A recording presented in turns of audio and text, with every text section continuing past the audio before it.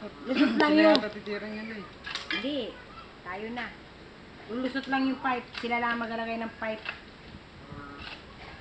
Galing sa baba. Baka mali naman yung ano, titirahin nila. Hindi, na eh. Ayun na nga oh.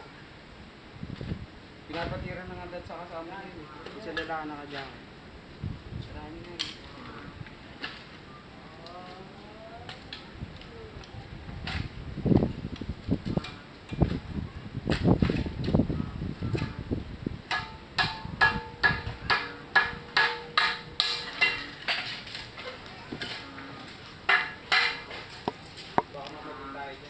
Hindi, ito lang eh. Baka nga mamali eh. Yung lubog ng pipe. Sure ba yan dyan? Saglit lang yung titirahin nila eh. Saglit lang nila titirahin. Dapat sila na. Para sure no? Kam. Baka pag tinira nila, mali pala. Ginulitan niya nga dito eh. So parang pang lubog lang. Ganun lang oh.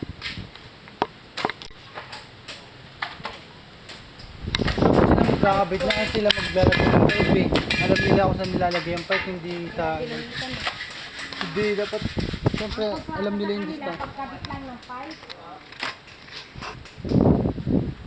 Lahat ng pipe.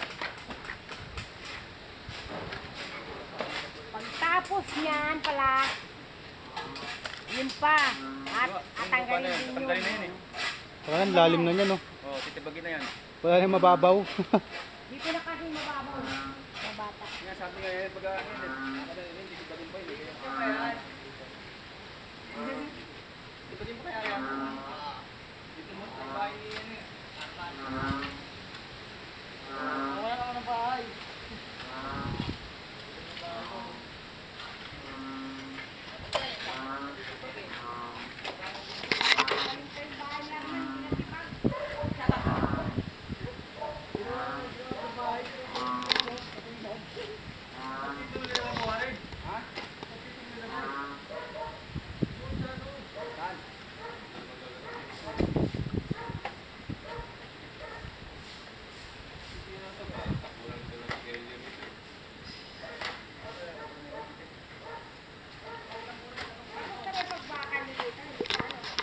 Pag ano na lang. Paglagay ng tent, oh.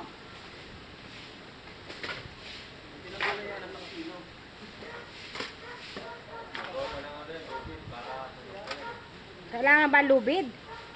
Lubid. Hindi Ay, manipis na lubid. lubid, yung makapal na lubid. Yung ganun lubid. Oo, hindi manipis. Putol yun pag ganun. Ano ba kailangan pa? Lubid talaga para malatag yan na maayos. Para mapadeliver ko lang? Tolda! Tolda kayo dyan! Ano? Mas makapal pa nga yung tol na binili ni Ate Are. Tinignan ko din, oh, kapal. Yung durog-durog na ngayon. Mahaba na yan. Mahaba lang to. Ang nipis lang nito, oh.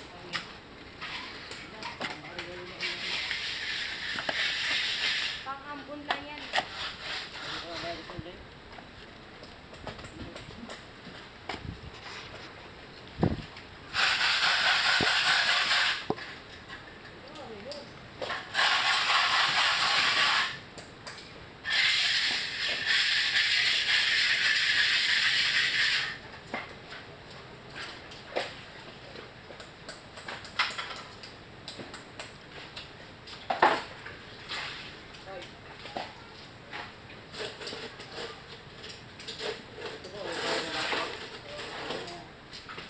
Andiyan ba si Pipoy?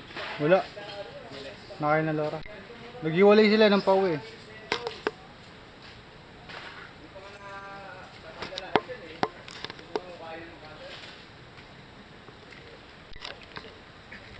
Si JJ daw mag-aangat lahat nan.